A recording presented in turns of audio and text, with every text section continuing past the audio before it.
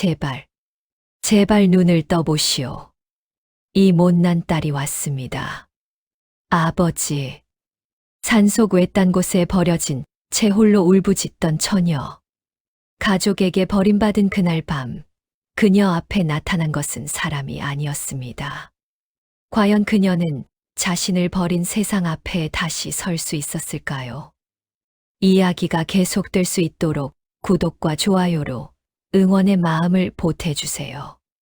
자, 그럼 오늘도 감동적인 옛날 이야기 지금 바로 시작합니다.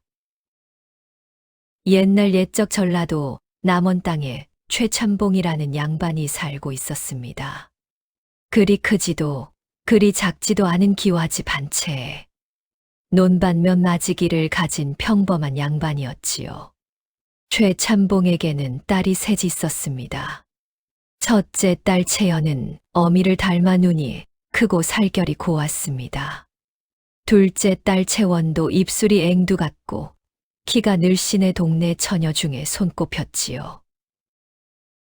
그런데 셋째 딸 채수는 달랐습니다. 눈은 작고 코는 낮으며 피부는 까무잡잡했습니다. 언니들 옆에 서면 마치 다른 집 아이처럼 보일 정도였지요. 어쩌다 저런 딸이 태어났을꼬. 최참봉은 채순을 볼 때마다 한숨을 내쉬었습니다. 아내 윤씨도 마찬가지였습니다. 채순에게는 좋은 옷도 맛있는 음식도 돌아오지 않았습니다. 언니들이 비단 옷을 입을 때 채순은 무명 적삼을 걸쳤고, 언니들이 떡을 먹을 때 채순은 찬밥을 먹었습니다. 그래도 채순은 불평 한마디 하지 않았습니다. 새벽부터 일어나 마당을 쓸고 물을 길어 나르고 밥을 지었습니다. 군말 없이 묵묵히. 채순이 15살이 되던 해봄이었습니다. 마을 어귀에 약초를 캐러 온 노파 하나가 최참봉댁 우물가에 잠시 쉬어 가게 되었습니다. 채순이 바가지에 물을 떠 노파에게 건넸습니다. 할머니, 목이 마르시겠습니다. 드세요. 노파는 물을 받아 마시며 채순을 찬찬히 바라보았습니다. 그러더니 빙그레 웃으며 말했습니다. 고맙구나, 아가씨. 내 마음이 참으로 곱구나. 아닙니다, 할머니. 당연한 일을 했을 뿐입니다. 노파는 채순의 손을 꼭 잡았습니다. 손바닥이 거칠고 두꺼웠습니다. 오랜 세월 일만 한 손이었지요. 아가씨, 한 가지만 기억하거라. 노파의 목소리가 낮아졌습니다. 사람의 아름다움은 얼굴에 있지 않고 마음에 있느니라. 하늘은 반드시 마음이 고운 자에게 복을 내리신다. 채수는 고개를 꾸벅 숙였습니다. 명심하겠습니다, 할머니. 그때 안채에서 윤 씨의 목소리가 들려왔습니다. 채수나, 빨리 들어오지 못할까? 빨래는 언제 널 거야? 채수는 노파에게 다시 한번 인사를 하고 종종걸음으로 안으로 들어갔습니다. 노파는 그 뒷모습을 바라보며 혼자 중얼거렸습니다. 불쌍한 것. 하지만 하늘이 외면하지 않을 게야. 그리고 노파는 유유히 마을을 떠났습니다. 채순의 일상은 고됐습니다. 아침에 눈을 뜨면 가장 먼저 부엌에 불을 지폈습니다. 언니들이 세수를 마칠 때쯤이면 밥상이 차려져 있어야 했고, 밥을 먹고 나면 설거지에 빨래에 청소까지 채순의 몫이었습니다. 채순아, 내 놀이개 어디 뒀어? 첫째 채연이 방에서 소리를 질렀습니다. 언니, 경대 서랍 안에 있을 거예요. 내가 잘못 넣어둔 거잖아. 제대로 좀 해. 둘째 채원은 더했습니다. 채순아, 내 저고리 다려놨어. 오늘 이 서방네 댁에 가야 하는데. 지금 바로 다리겠습니다, 언니. 빨리빨리 좀 해.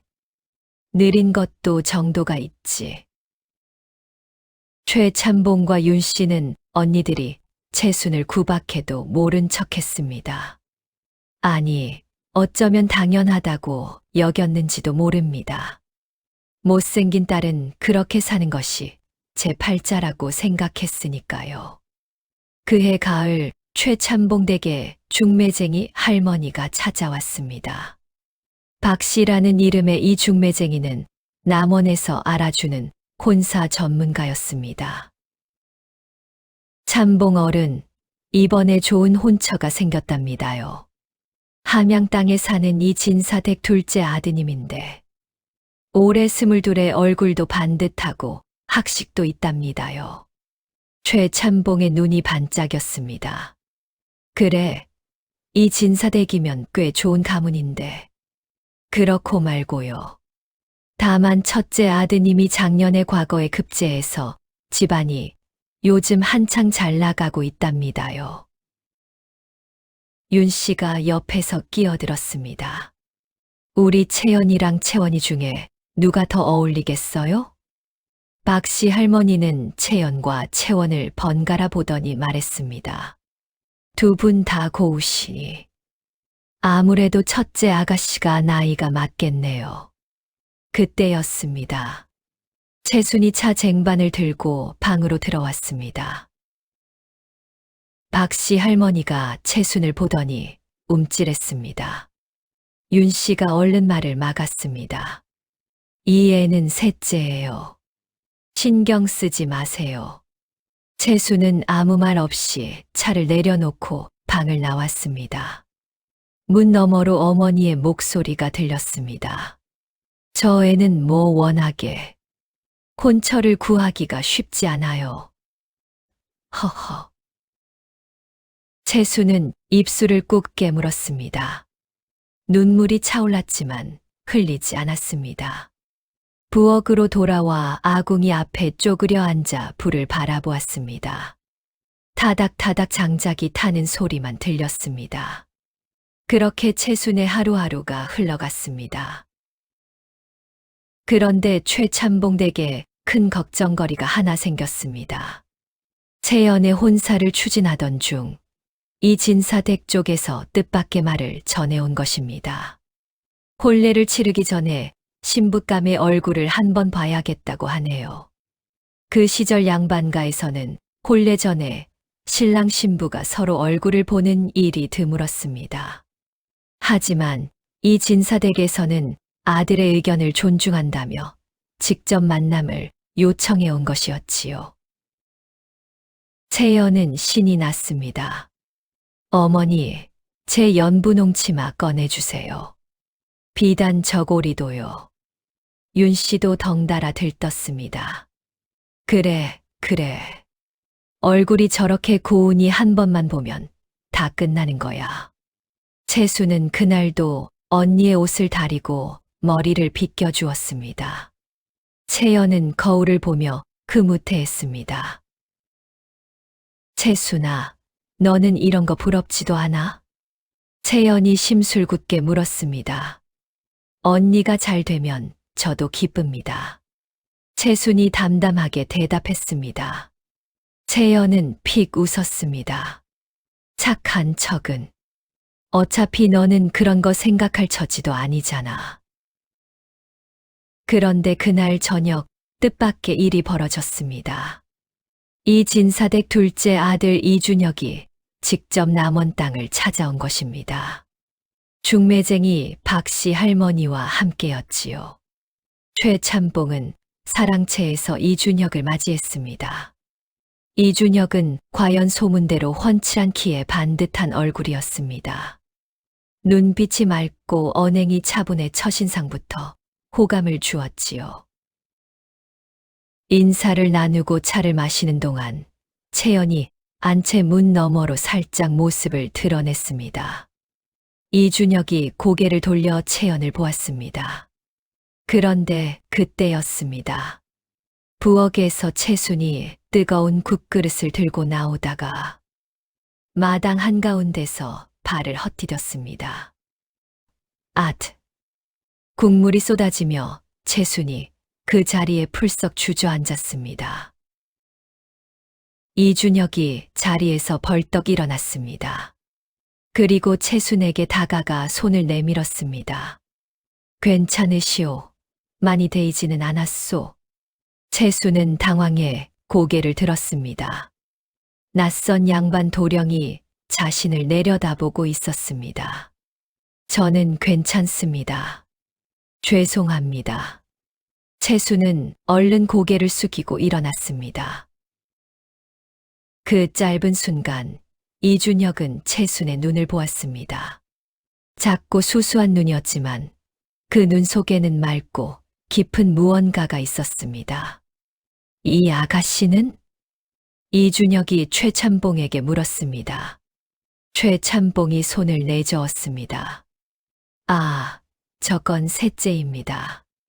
신경 쓰지 마시오. 그 순간 안채에서 윤 씨의 날카로운 목소리가 들렸습니다. 채순아, 빨리 치우지 못해. 이준혁은 잠시 채순의 뒷모습을 바라보다가 자리로 돌아갔습니다. 그의 눈빛이 묘하게 흔들렸습니다. 그날 밤 이준혁이 돌아간 뒤 최찬봉 댁에는 기쁜 소식이 전해졌습니다.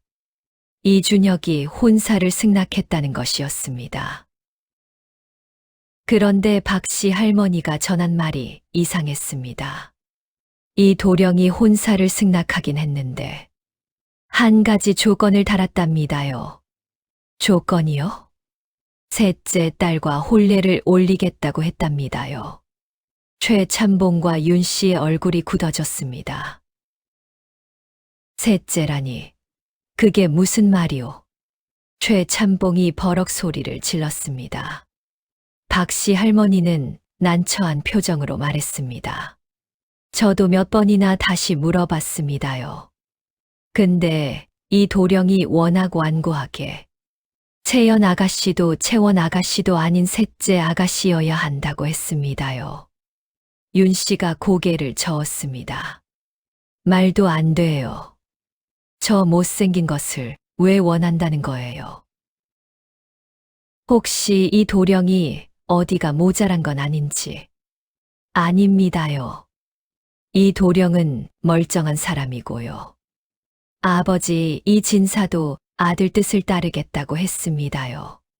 최찬봉은 한동안 말이 없었습니다. 그러더니 한숨을 길게 내쉬었습니다. 채순이를 불러라. 채순이 들어왔습니다. 무릎을 꿇고 앉은 채순에게 최찬봉이 말했습니다. 오늘 이준혁 도령이 너와 혼례를 올리겠다고 했다. 채순은 눈을 동그랗게 떴습니다. 저와요? 그렇다. 어찌 생각하느냐? 채순은 한동안 고개를 숙이고 있었습니다. 그때 옆에서 윤 씨가 끼어들었습니다. 채순아, 솔직히 말해.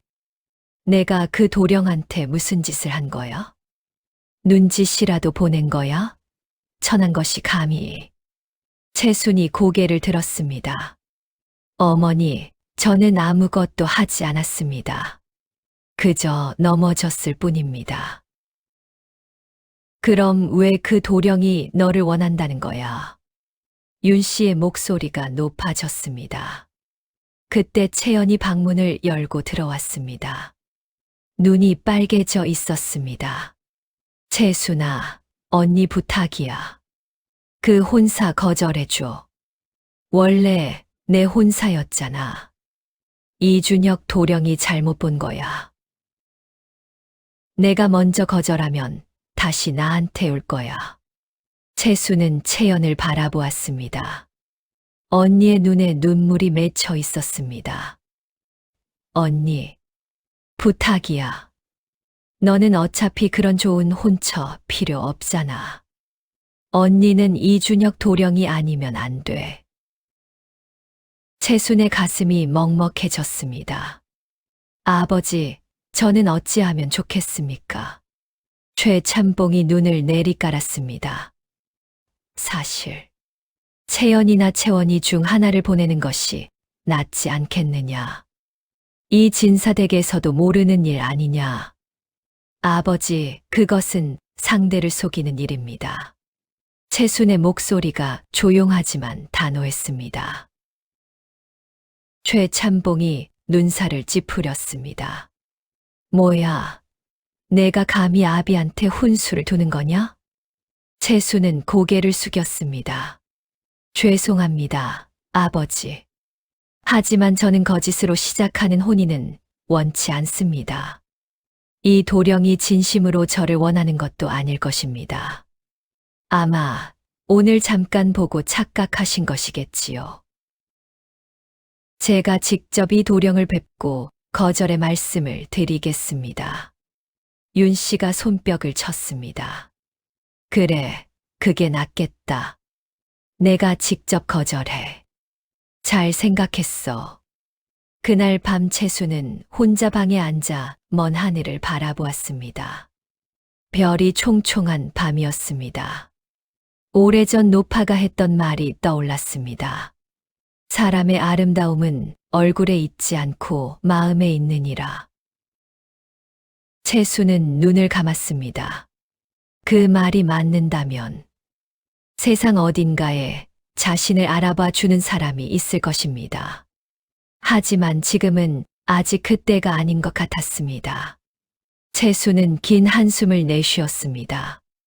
그런데 바로 그날 밤, 전혀 예상치 못한 일이 벌어지고 말았습니다. 깊은 밤이었습니다. 최참봉이 채순을 불렀습니다. 사랑채에는 아버지 혼자였습니다. 채순아, 앉아라. 채순이 무릎을 꿇고 앉았습니다. 최참봉은 한동안 말이 없었습니다. 그러더니 천천히 입을 열었습니다. 내일 새벽에 산에 다녀와야 한다. 예. 뒷산 산신령 바위에 재를 올려야 해. 채연이 혼사가 잘 풀리도록. 채수는 고개를 들었습니다. 그 눈빛을 보고 최참봉이 시선을 피했습니다.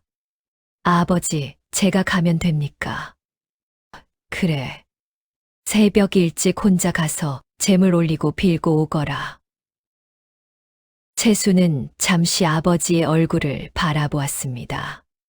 아버지의 눈에는 미안함도 안타까움도 없었습니다. 그저 채연의 혼사가 걱정될 뿐이었지요. 채수는 천천히 고개를 끄덕였습니다. 예, 아버지. 제가 다녀오겠습니다. 이튿날 새벽 채수는 혼자 산길을 올랐습니다.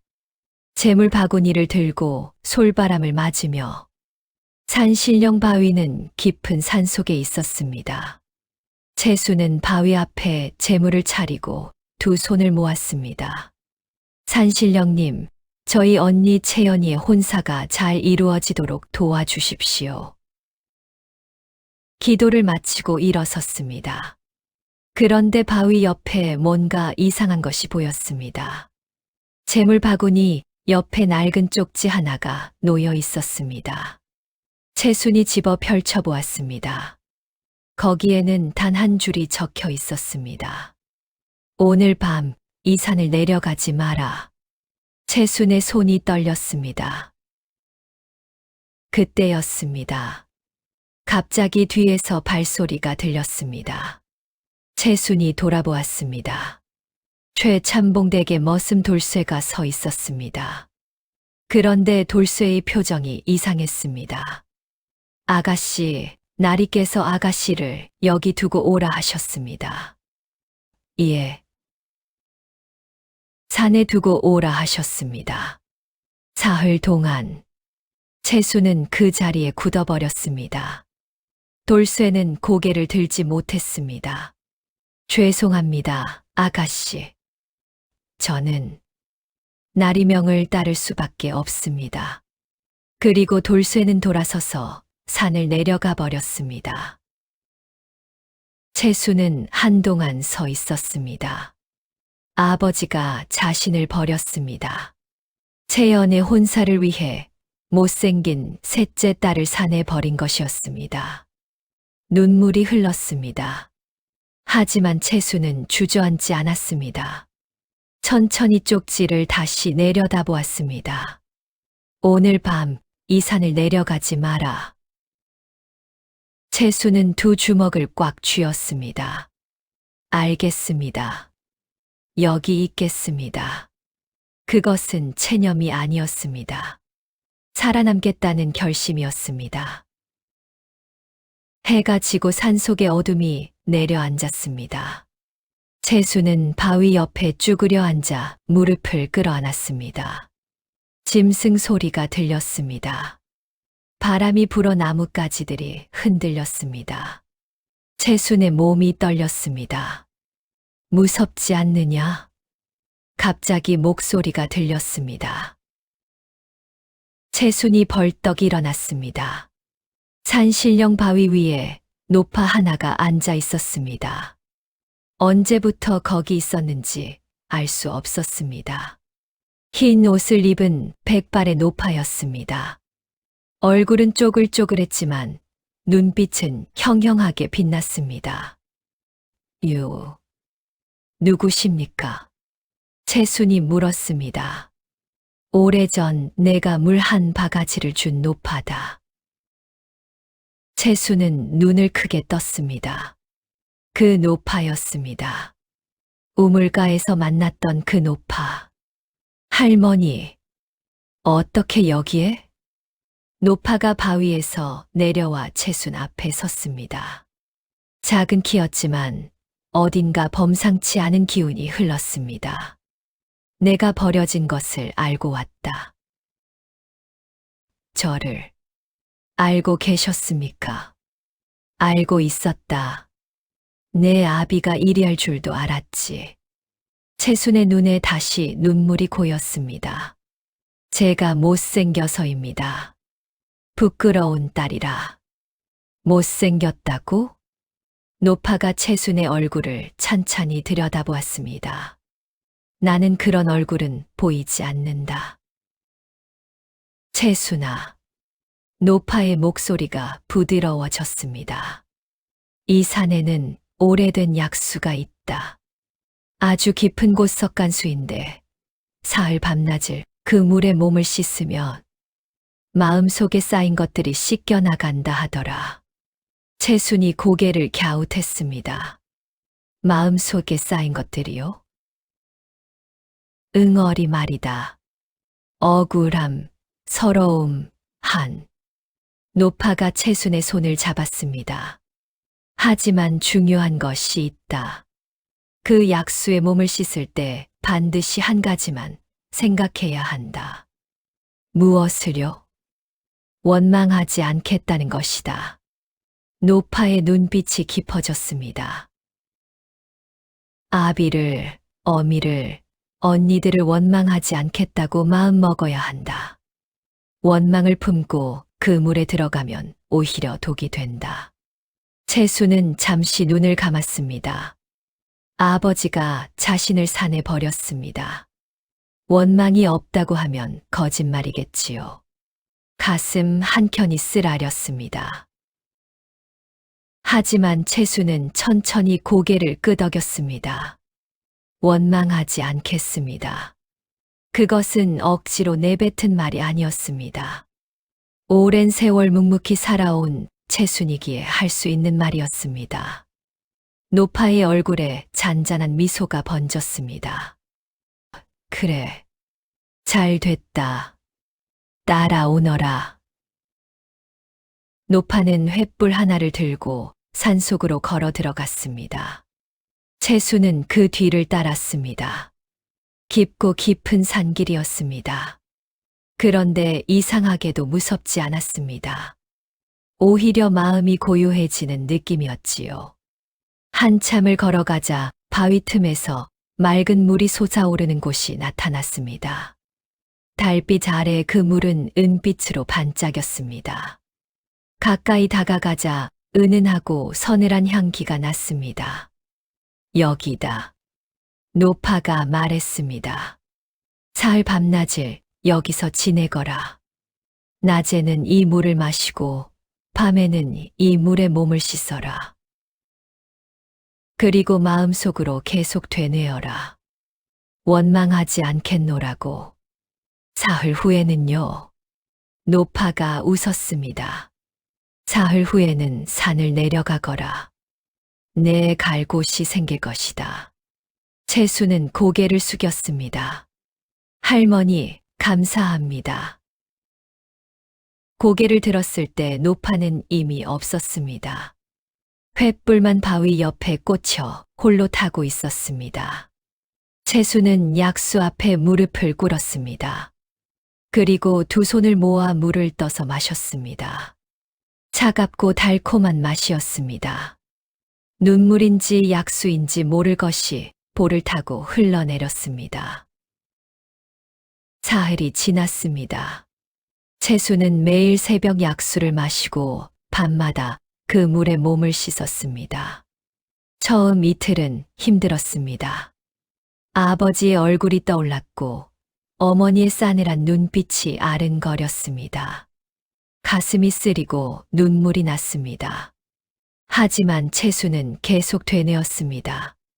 원망하지 않겠습니다. 원망하지 않겠습니다. 사흘째 아침이 밝았습니다. 채수는 약수의 얼굴을 씻고 일어났습니다. 그때였습니다. 물에 자신의 얼굴이 비쳤습니다. 채수는 그 자리에 굳어버렸습니다. 물에 비친 얼굴은 자신의 얼굴이 아닌 것 같았습니다. 눈이 커지고 맑아져 있었습니다. 피부는 눈처럼 희고 고와졌습니다. 입술은 홍시처럼 붉었습니다. 채수는 손으로 뺨을 만져보았습니다. 부드럽고 매끄러웠습니다. 이게 나인가? 믿기지 않았습니다. 2번, 3번 눈을 비볐습니다. 하지만 물에 비친 모습은 변하지 않았습니다. 눈썹은 먹으로 그린 듯 진하고 가지런했습니다. 눈동자는 가을 하늘처럼 맑고 깊었습니다. 얼굴의 윤곽은 보름달처럼 둥글고 부드러웠습니다. 채수는 오랫동안 그 자리에 앉아 있었습니다. 그러다 피식 웃음이 났습니다. 얼굴이 바뀐 것이 기뻤을까요?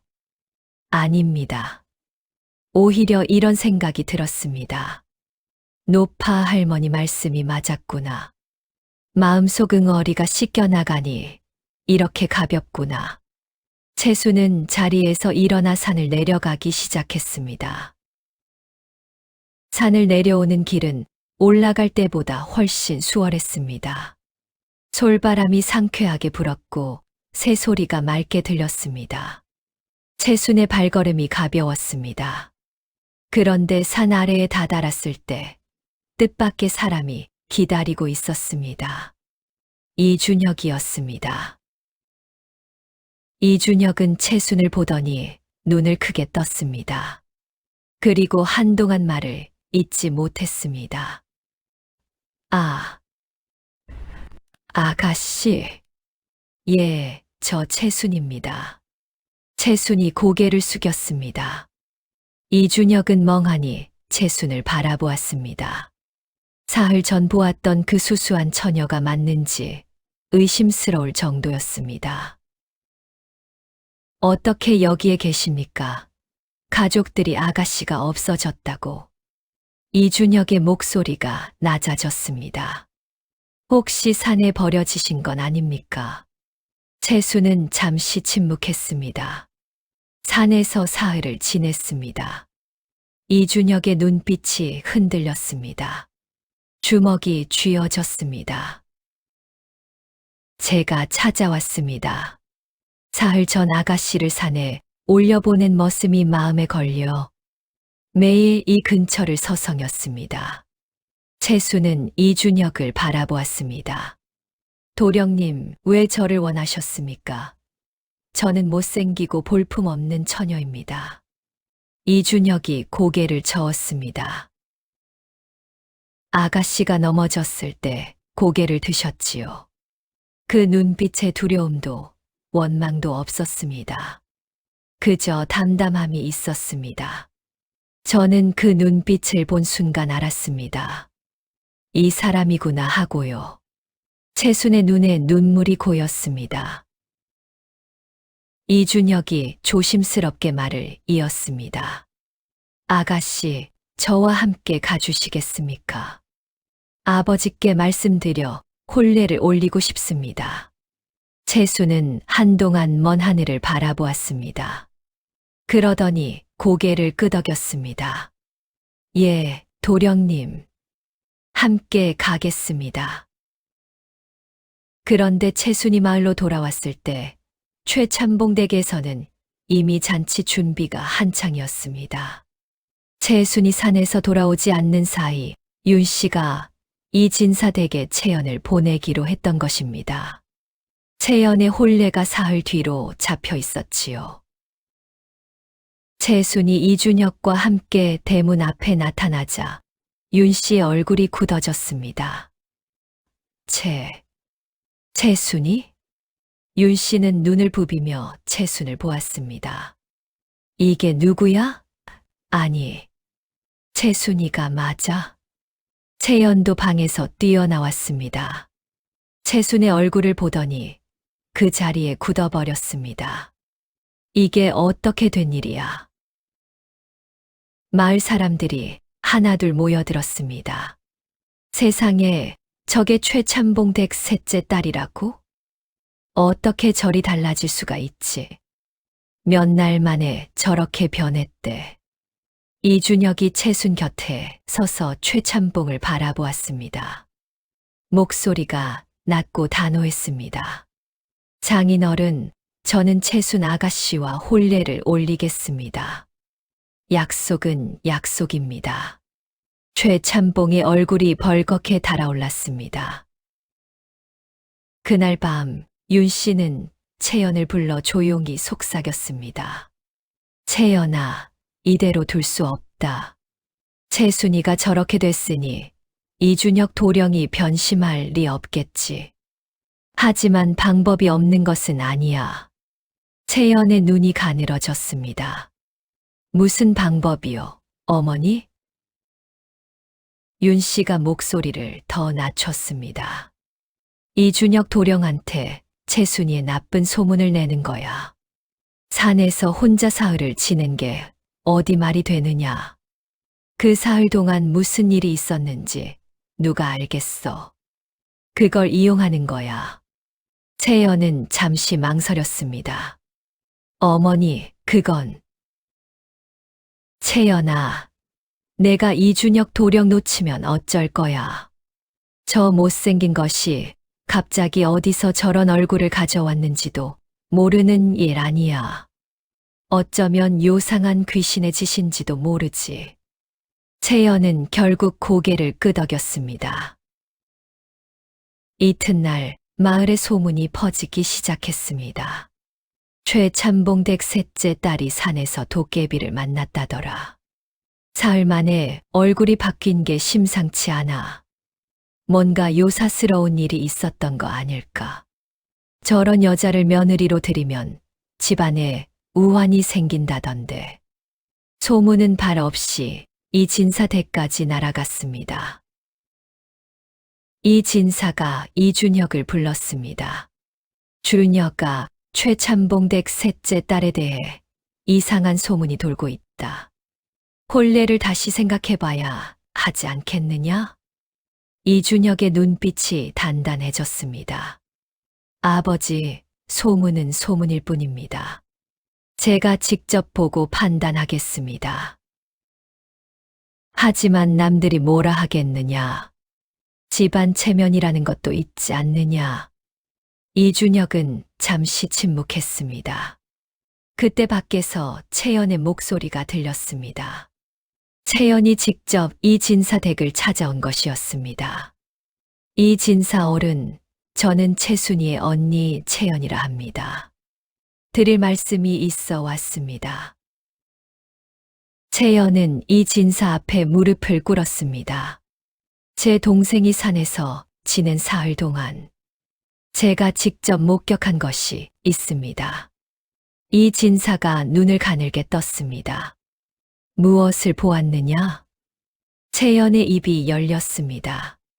산에서 이상한 노인과 함께 있었습니다. 동생이 그 노인에게서 뭔가를 받아먹은 것 같았습니다. 그 후 얼굴이 바뀐 것이지요. 저는 그 노인이 보통 사람이 아닌 것 같아 두렵습니다. 새빨간 거짓말이었습니다. 채연은 산에 간 적도 없었으니까요. 하지만 이 진사는 눈살을 찌푸렸습니다.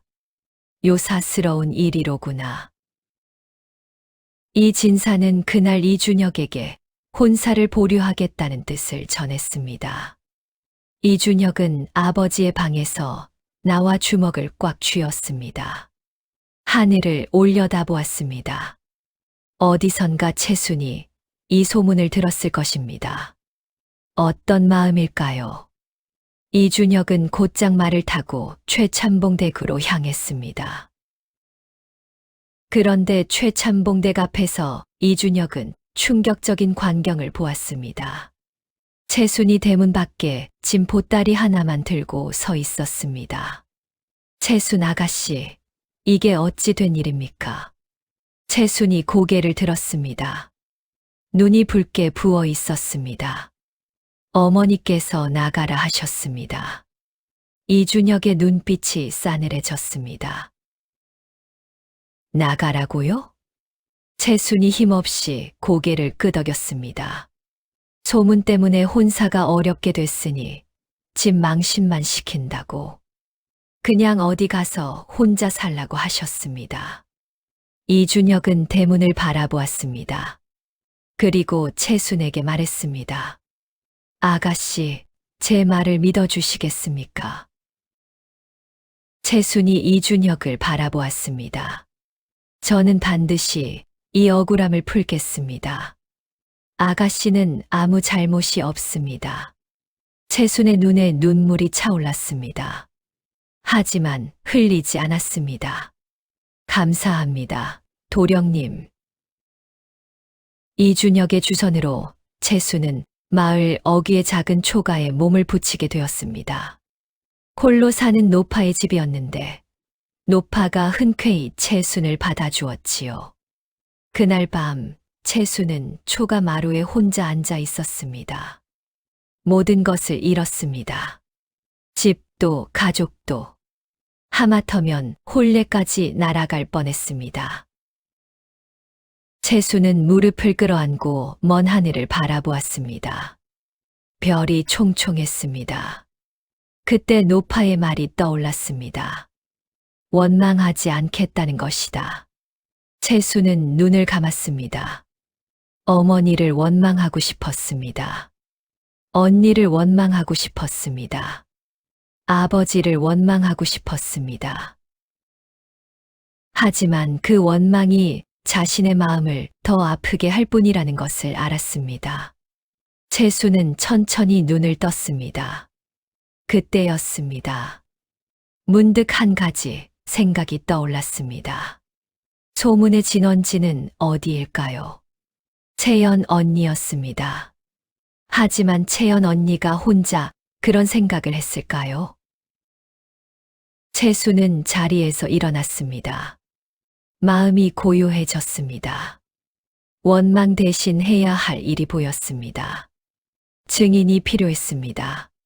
자신이 산에서 사흘을 보내는 동안 진짜 무슨 일이 있었는지 알아줄 사람이. 그 사람은 단 한 명이었습니다. 돌쇠였습니다. 채순을 산에 두고 내려온 머슴 돌쇠. 그는 모든 것을 알고 있었습니다. 아버지의 명으로 채순을 버렸다는 것을, 채순이 혼자 사흘을 산에서 지냈다는 것을, 채순은 새벽빛이 동트기 시작할 때 일어나 돌쇠를 찾아갔습니다. 돌쇠는 최참봉댁 행랑채에 살고 있었습니다. 채순이 찾아오자 돌쇠는 깜짝 놀랐습니다. 아가씨, 아가씨가 왜 여기에? 채순이 조용히 말했습니다. 돌쇠야, 나는 너를 원망하지 않는다. 아버지 명을 따른 것이니까. 하지만 한 가지만 부탁하마. 돌쇠가 고개를 숙였습니다. 말씀하십시오, 아가씨. 이 진사 어른 앞에서 사실대로 말해줄 수 있겠느냐. 내가 산에서 사흘을 혼자 있었다는 것을, 아버지 명으로 글이 된 것이라는 것을, 그리고 채연 언니는 산 근처에도 오지 않았다는 것을. 돌쇠는 한동안 땅만 바라보았습니다. 그리하면 저는 나리 댁에서 쫓겨날 것입니다. 알고 있다. 그래도 부탁한다. 돌쇠가 긴 한숨을 내쉬었습니다. 그러더니 고개를 들었습니다. 아가씨는 제게 한 번도 나쁘게 하신 적이 없습니다. 먹을 것도 나눠주시고 힘들 때 위로도 해주셨지요. 가겠습니다, 아가씨. 채순의 눈에 눈물이 맺혔습니다. 고맙다, 돌쇠야. 이준혁에게 이 소식이 전해졌습니다. 이준혁은 즉시 아버지 이진사에게 달려갔습니다. 아버지, 증인이 있습니다. 직접 들어보십시오. 이진사의 사랑채에 사람들이 모였습니다. 이진사와 이준혁, 그리고 최참봉과 윤씨, 채연까지 불려왔습니다. 채순도 그 자리에 있었습니다. 단정하게 앉아 눈을 내리깔고 있었습니다. 이준혁이 입을 열었습니다. 아버지, 이 자리에서 모든 것을 밝히겠습니다. 채순 아가씨를 둘러싼 소문이 어디서 시작됐는지를요. 윤 씨의 얼굴이 굳었습니다. 채연은 시선을 피했습니다. 이준혁이 돌쇠에게 고개를 끄덕였습니다. 돌쇠가 무릎을 꿇고 말하기 시작했습니다. 이 진사 어른, 저는 최참봉댁 머슴 돌쇠입니다. 사흘 전 새벽, 저는 채순 아가씨를 뒷산에 두고 내려왔습니다. 날이 명이었습니다. 이준혁 도령이 채순 아가씨를 원하자 채연 아가씨 혼사를 위해 채순 아가씨를 산에 버리신 것입니다. 이 진사의 눈이 번쩍 뜨였습니다. 최참봉의 얼굴이 창백해졌습니다. 이놈이 감히 무슨 소리를. 돌쇠는 흔들리지 않았습니다. 또한 채연 아가씨는 그 산 근처에 오신 적이 없습니다. 채순 아가씨가 도깨비를 만났다는 것은 거짓 소문입니다. 채연이 벌떡 일어났습니다. 이 머슴놈이 무슨 소리야. 다 거짓말이야. 이 진사가 손을 들었습니다. 채연 아가씨, 잠시 앉으시오. 이 진사의 목소리는 낮고 단호했습니다. 최참봉, 이것이 사실이오? 최참봉은 입술을 달싹였지만 말이 나오지 않았습니다. 이준혁이 천천히 입을 열었습니다. 아버지, 채순 아가씨는 사흘을 혼자 산에서 지냈습니다. 두려웠을 것입니다. 배가 고팠을 것입니다. 하지만 산에서 내려온 아가씨의 눈빛에는 원망이 없었습니다. 오히려 담담함이 있었습니다. 저는 그 모습에서 이 사람이야말로 진정한 사람이라고 생각했습니다. 이 진사는 오랫동안 채순을 바라보았습니다. 채순은 고개를 들어 이 진사를 마주보았습니다. 흔들림 없는 눈빛이었습니다. 이 진사가 천천히 고개를 끄덕였습니다. 최참봉. 이 진사의 목소리가 무거워졌습니다.